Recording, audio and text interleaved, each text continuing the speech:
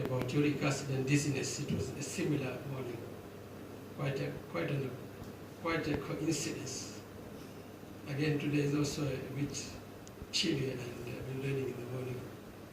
So I salute you, but I promise you, you're going to get a good run for your money, because it's an easy type of presentation, goes to some historical aspects of medicine, and there's even a film that I'm going to show you so that you enjoy further. An award-winning film, part of the presentation. And we are going to sources of medicine which are rather unfamiliar, not common sources of medicine that we are usually used to. And so without much ado, I think we start now.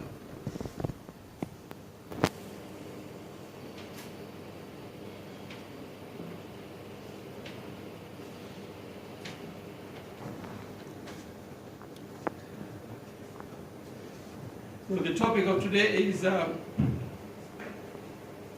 neurological science from an unusual source. As most of you know me, I'm Professor Adam. I'm a private consulting neurologist at the Doctors Plaza here in Aga Khan Hospital. And we go to sources of medical knowledge. How do we get our knowledge in medicine? Usually, some of the knowledge you get in laboratory experiments.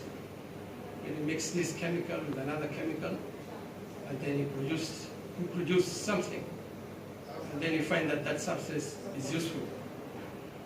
Another way we discover knowledge in medicine is through careful clinical observations. For example, Osler's notes that are seen in infective endocarditis. Right? These are usually from clinical observations. Then, of course, clinical trials, very popular and a very scientific way of getting knowledge.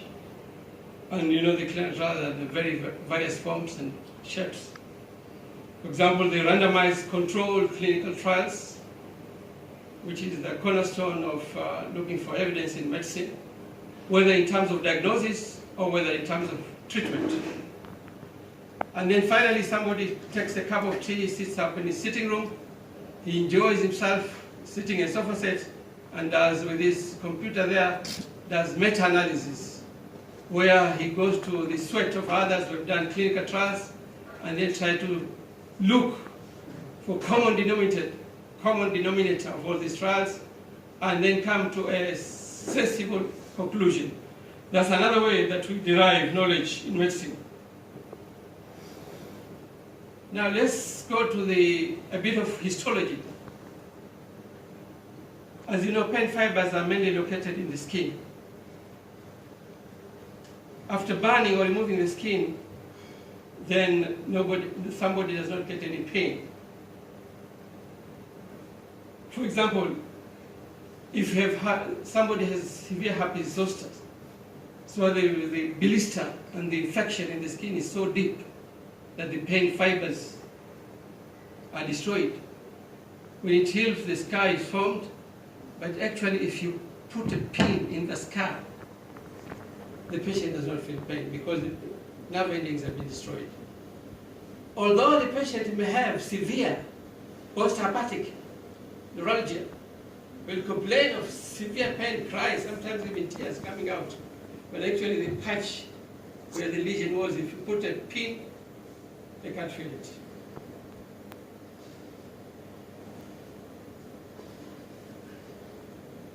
Now that is a revision of skin histology, and that is mainly divided into the epidermis, which you can see there in violet or pinkish color, and then below it is the dermis.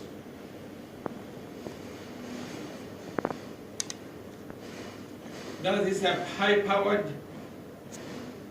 microscopy of the dendrites of the pain sensory neurons that are found in the skin, and those are the pain fibers. And here is a diagram of the skin, and you can see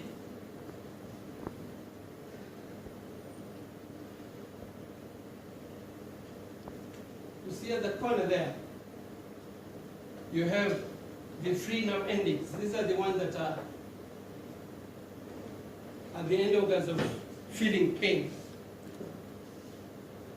Of course, you can see the hairs there and the other sebaceous glands and other glands that are there in the skin.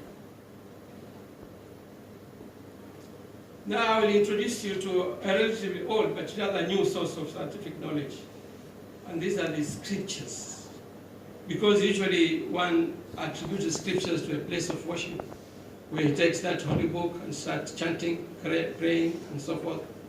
But it's not associated with scientific knowledge at all. Because people think that it's a book of worship. So what I'll do, I'll recite this verse from the Holy Quran, which says, "Surely those who disbelieve in our verses, we shall burn them in the fire.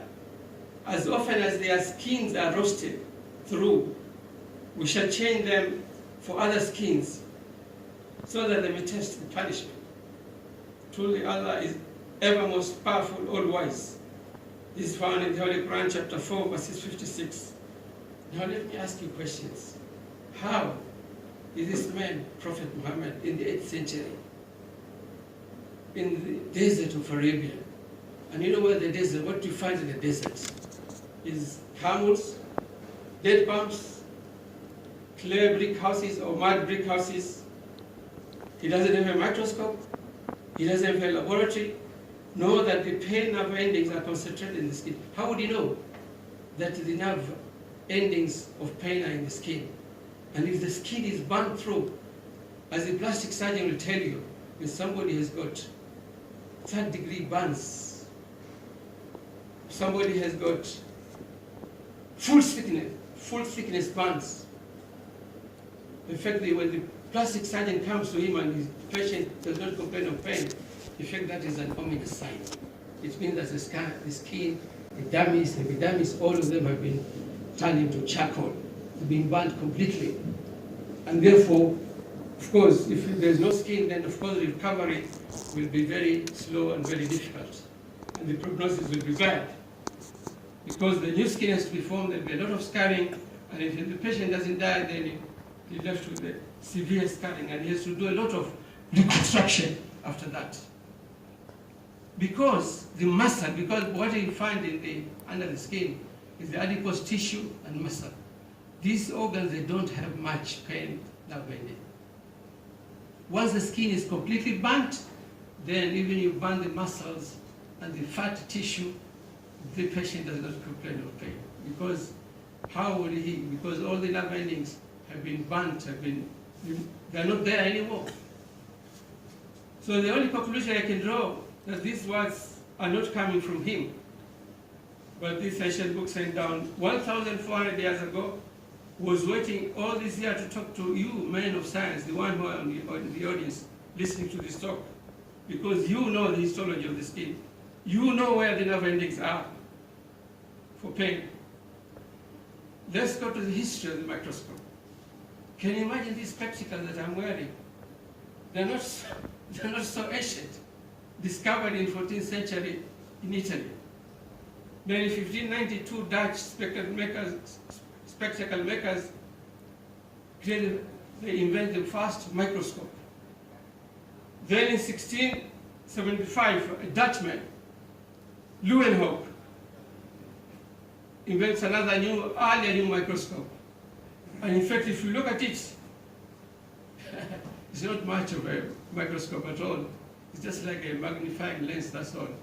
Because it's got only one lens, it's a compound microscope.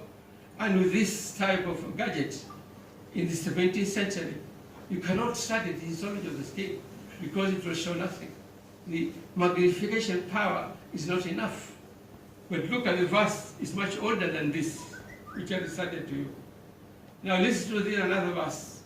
This verse is a long verse, but I'm just reading the end of it. And it's comparing two people. Those people who are going to hell and those going people to paradise. And those going to paradise will get rivers of purified wine. Purified honey, in which they will have all fruits and forgiveness from their Lord.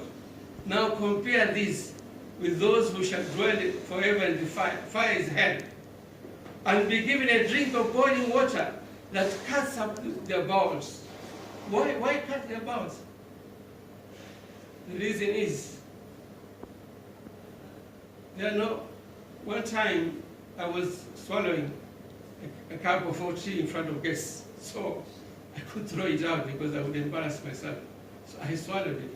It burned my mouth, it burned my tongue, but as soon as it entered the esophagus, there was no pain. Because again, there are no pain fibers, no much pain fibers. Pain nerve endings for fire, for heat, even in the stomach. But if the intestines are to be burnt through and then the hot water enters the peritoneum, that is a different story, because the peritoneum is full of pain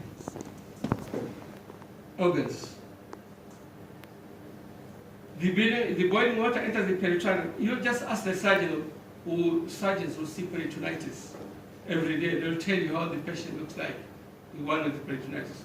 So once the boiling water cuts through the stomach and enters the peritoneum, then there's severe pain. Because as I said, the peritoneum is full of pain sensors. Now, who taught this noble man the histology of the peritoneum and its pain fibers and their distribution? It must be the same one who designed the peritoneum. In another verse, indeed those whom you call besides Allah are servants like you, so call upon them and let them respond to you if you are truthful. Do they have feet which they walk? Or do they have hands by which they strike? Or do they have eyes by which they see? Or do they have ears by which they hear? Say, O Muhammad, call your partners and then conspire against me and give me no respite. Now here I want you to concentrate on two things only. Eyes and ears. Look, the eyes are mentioned first and the ears come later. Why? It's very simple actually. Because if you look at the human head, the eyes are in front and the ears are behind the eyes. Now compare to another one. And Allah has brought you out from your wombs of your mothers while you know nothing. And He made for you hearing, not vision. It starts with hearing, and then vision, and hearts, which is the intellect, so that you may give thanks to Allah. Why not start with vision, like in the previous verse? Then hearing. Remember, vision is not the same as eyes, because vision is to not only the picture entering your eyeball, but able to interpret, this is John, this is Mary, this is so and so. That is the work of the brain. So vision includes up to the visual cortex, not the eyes only. And that's why now you get the reason why vision is mentioned after hearing. You can see here, this is the Wernicke's.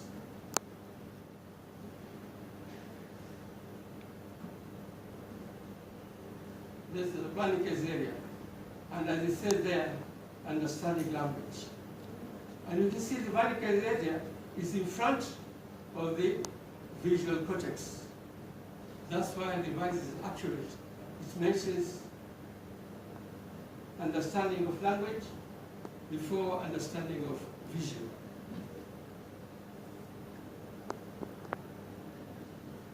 And these are consistent throughout this book. As I said, the hearing center is in front of the visual cortex. Again, this prophet did not study he did not practice any neurology like myself. I've been busy now for 30 years. Therefore, again, these are not his words, because he didn't study the brain as we study it in these days.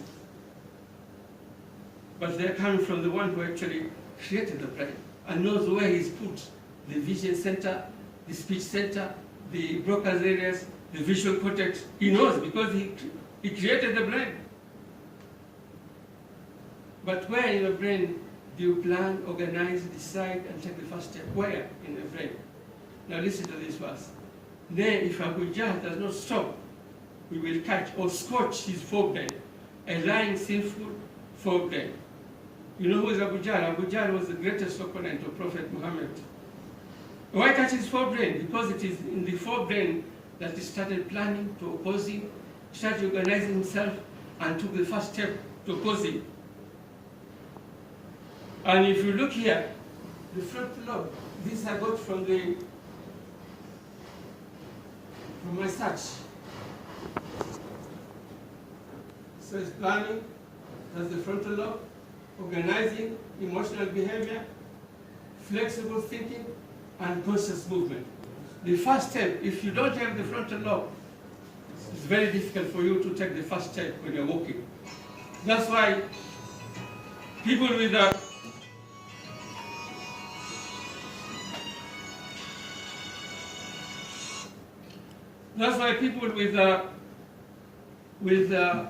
Alzheimer's disease, the people with dementia, the difficulty is the first step. Sometimes when they start walking, then they get the shuffling. But the most difficult part is the first step. And that's because of the frontal lobe. It's gone.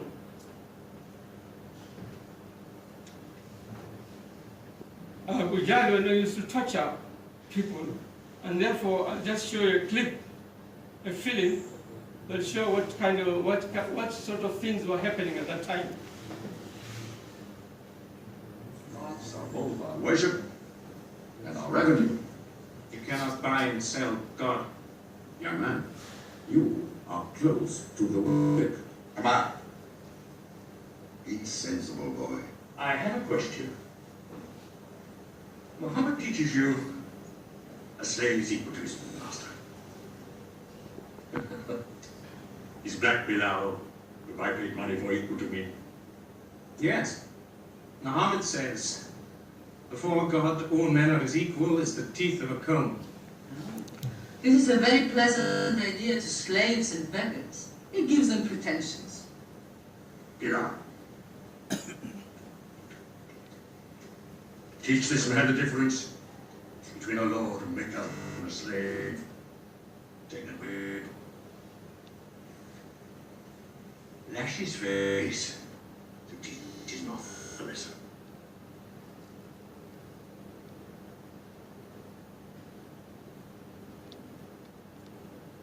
Whip him! Whip him!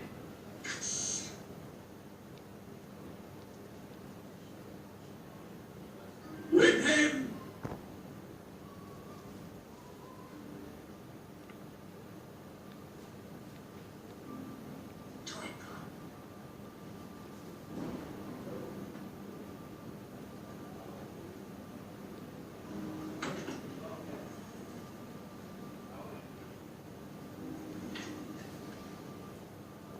Breathe.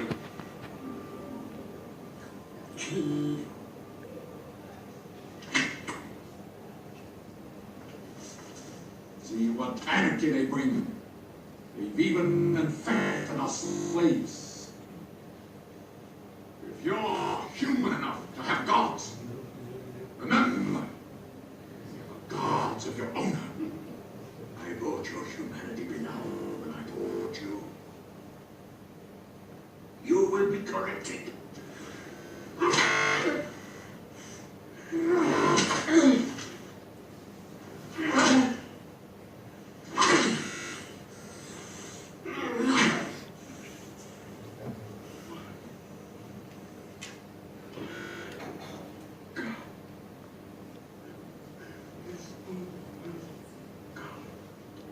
Who's stronger now? Your master, or this one lord of yours?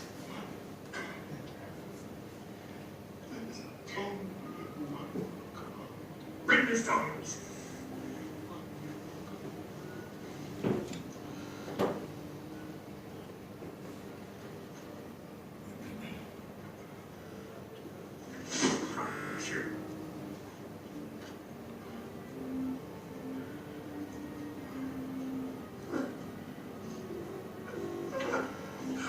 Bring him.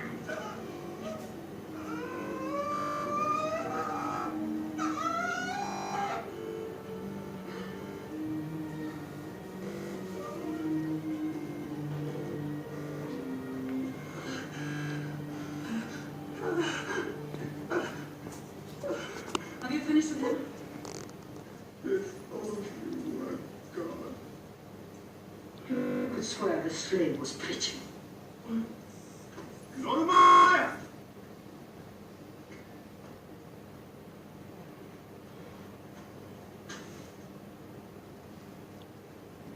Abu Bakr will pay 100 dinar for this slave.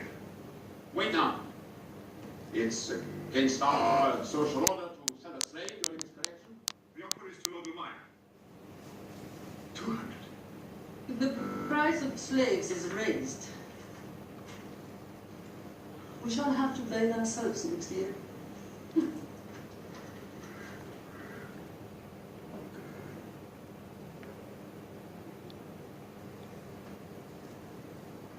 Take him. He's no use to me anymore. Kill him or take him, I'm finished with him.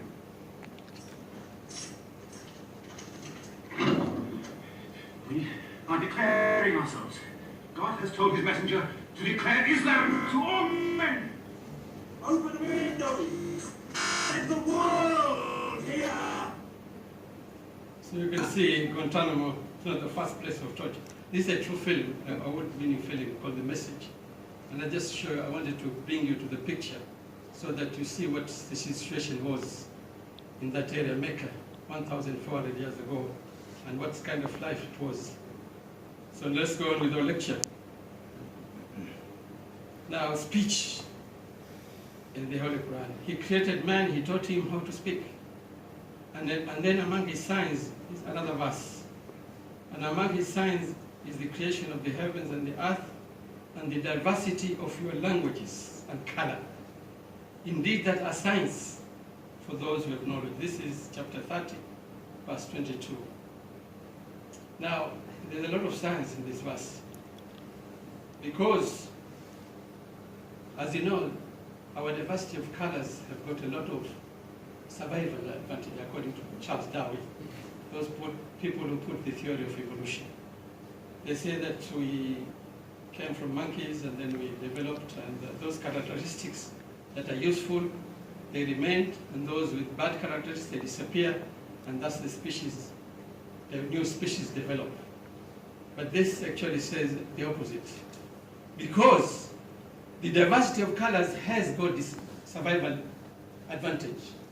As you know, the Pakistani boy or the Indian boy who migrated to England, what did he have? Rickets. Because there's not enough sunshine. He's not used to that type of climate, where most of the time is like today here, very cloudy with little sunshine. So the boy, because of his darkish, not so fair skin, is getting rickets, not enough vitamin D. Similarly, the white Briton who migrated to Australia, what did he get? Cancer of the skin, because his skin is not the right type for Australian weather. Lot of sunshine. So you can see that diversity, as this verse says, of color has gotten this advantage. But not that, it's also created diversity of language. Now that's the big issue, the big contradiction of theory of evolution. Because diversity of language does not offer survival advantage. You know, there's a town in Japan called Kumamoto. Now, that word, for those people in Kenya who know a bit of Kiswahili, if you say that, somebody will slap your face and hit you, because it's an insult, all right? But to Japanese, it's just a town to them.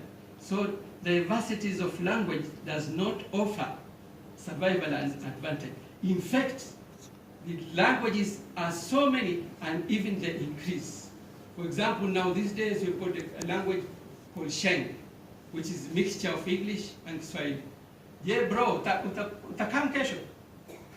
You see, a new language. In fact, new languages are being born day in, day out, and these are not offering any survival advantage.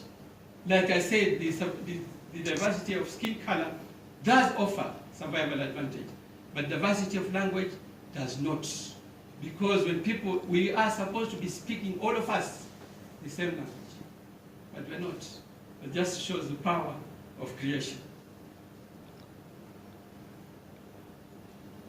now that if Prophet Muhammad had fought a false saying concerning us, we surely would have seized him by his right hand. Now, if he's saying something that is unusual, why seize his right hand? Because to a neurologist like me, when I see a person whose right hand has suddenly stopped working, suddenly it has become paralyzed because of weakness, without head trauma, what do I think? I usually think of a stroke, all right? Usually the left total anterior cerebral infarct. The presentation 2 weeks ago here was talking about the management of stroke, all right? The advanced management of modern treatment of stroke by using putting cannulas and putting stents inside and removing the clots in the arteries. Or rarely paralytic migraine, or rarely hypoglycemia may also produce sudden hemiplegia. Meaning that if he were to invent a word, his left medial cerebral artery in the cortex will be affected either by thrombus or an embolus, or less likely a spasm or hemorrhage, and then he would stop talking. Why?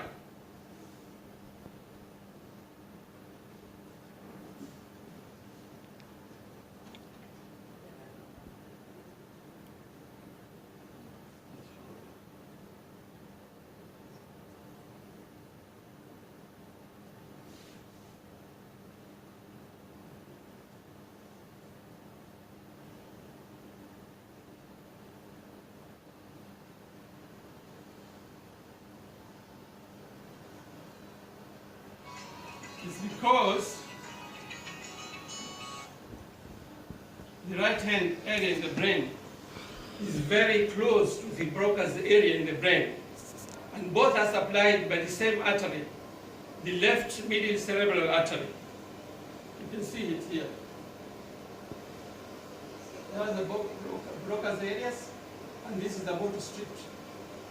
And the motor strip is where your neurons are located for the control of your movements.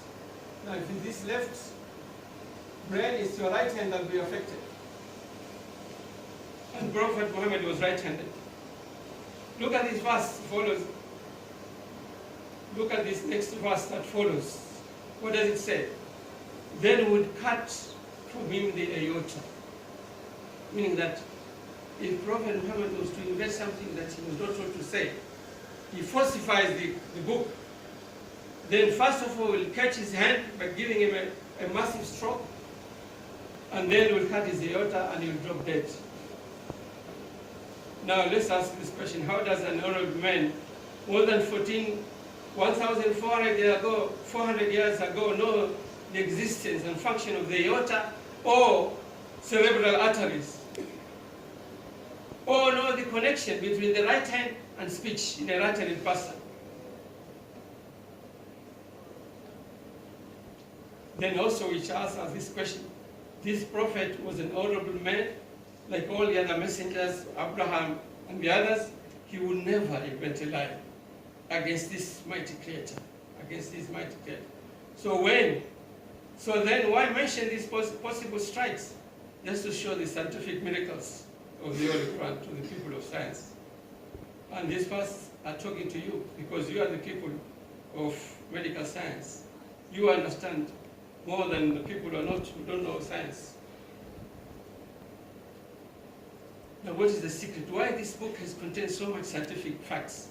In fact, there's a verse that talks to the people who are doing in vitro fertilization. Can you imagine? How would he know that the people, there will be doctors later on, they'll be taking sperm cells and put them in a test tube, mix them, and then do in vitro fertilization? There is a verse, but that is a topic for another day. Indeed, it is we who send down this message, and indeed will be his guardian, will protect it. Because the other day I saw a film where there was a boy from Russia of about 6 years. He doesn't speak one word of Arabic, but he has memorized the whole book, word to word. So even if one was to ban all these books in the world now, there are so many people who have memorized it that tomorrow another one will be printed. Correct from the time it was recited 14 centuries ago. And why do we have this medical science in this book? Because it says we will show them our signs in the horizon and within themselves until it becomes clear to them that this is the truth, just to show the authenticity of the book. Now I come to a book that quite a number of people in the audience are familiar with, and that is the Bible. Now we mentioned in this lecture so many times Allah, but who is Allah?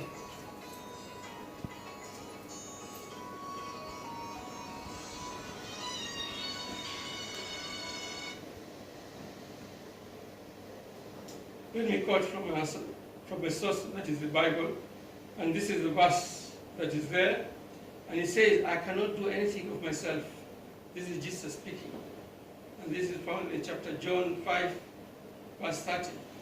I cannot do anything myself. I judge as I hear, and my judgment is honest because I am not seeking my own will, but the will of Him who sent me. Now you know whom Him is what? Him is actually Allah. Seeking His will is the English translation of a Muslim. Because if you seek the will of God, that means that's the translation of a Muslim. Now what is the conclusion?